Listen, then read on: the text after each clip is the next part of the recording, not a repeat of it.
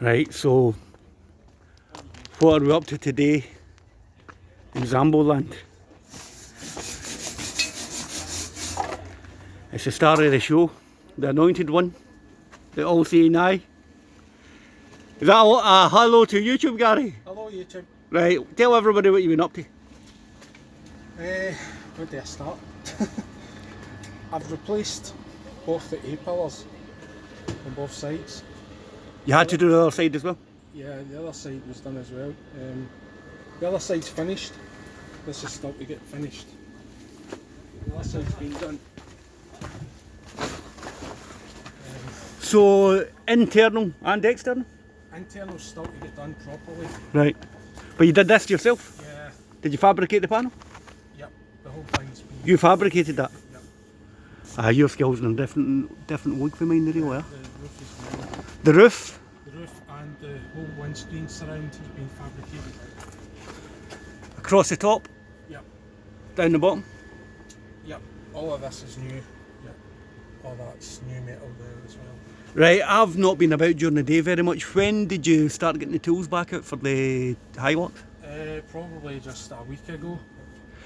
How did it fare up over the winter?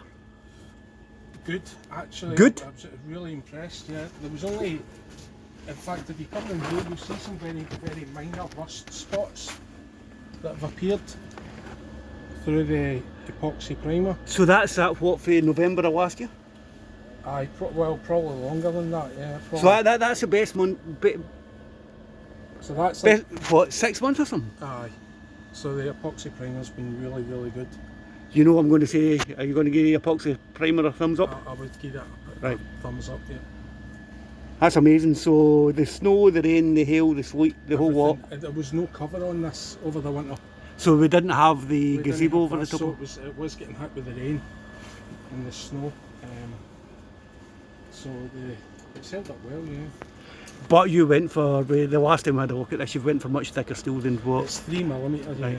It's just, I just want loads of extra metal there to work with, and I just want to make it as strong as possible.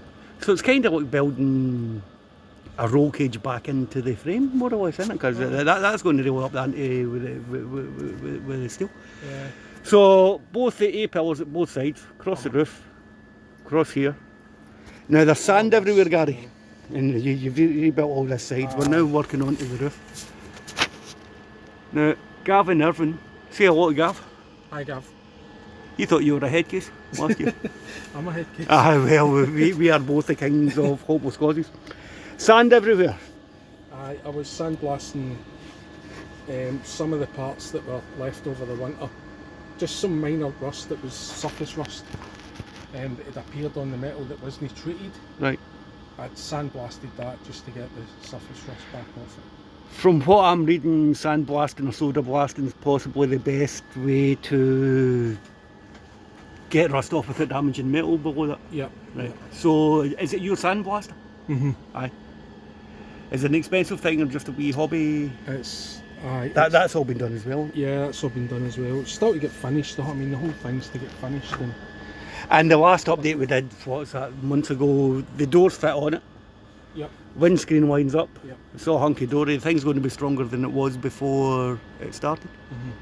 Unbelievable. All this is to get fully welded as well. It's just tacked at the moment. There's just tacks everywhere. Now, All that's to get fully welded, both outside and inside. put your hand up again, Gary, and follow your hand. So just the whole thing. Right.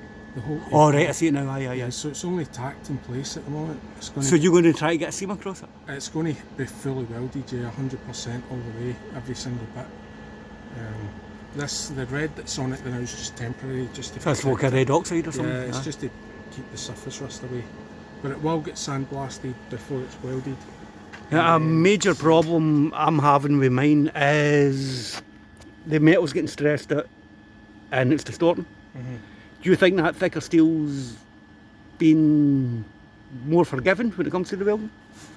It is, but I did have problems with this. I'd fabricated a whole A-pillar. Right. From there to there, and when I was running beads of weld here, it did warp. Right. And the A-pillar warped both in the way and up the way. So what, this is your second or third attempt? Aye, this is the second go at it. So even although it's 3 mils steel, it will work if you push your luck. Right, Gary's fabrication skills are in a different league from mine. I would be frightened. I've never actually fabricated anything before. So This is it? This is the first time ever. University of YouTube, Yep, same as myself. yep.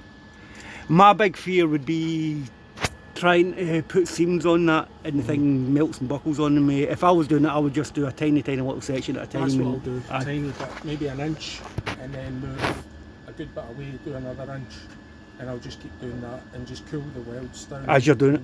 That's the mistake I made in my van during the week. I didn't use an air compressor to hit the welds, and I've got, if you don't get the metal work right, you get more body work, you get more filler work, more priming work. Take your time and do it properly. So that, I can't believe that. Epoxy resin, thumbs up. Aye, Aye. it really was. The epoxy stuff's good. Aye.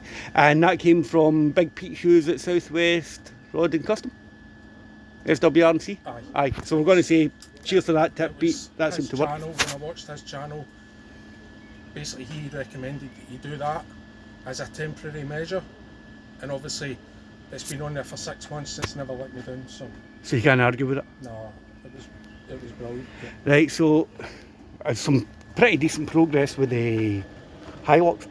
With a quick chat, how are you getting on with the LT35? Aye, okay, I've rebuilt the engine and that. Oh, so you've got that back in? Yep. That I've actually got I've got probably one of the injectors at the moment. I was told not to remove the injectors because putting them back in you can't reseal them properly. Right. So one of the 5 is actually not resealing properly. So you're getting the blowby gases coming Yeah, off that? you can The feel smell- the the compression exhaust gases. coming back out. So A common fault in the Sprinter, there's a little tool you use to remove the injector seal and stuff like that. So LT's got an MOT. You've rebuilt the engine on it. yeah. You've basically rebuilt nose art with this bloody thing. Gary, I think I'm impressed. Gary, going to say bye bye to YouTube. Bye YouTube. Right, Thanks for watching. great. That's it.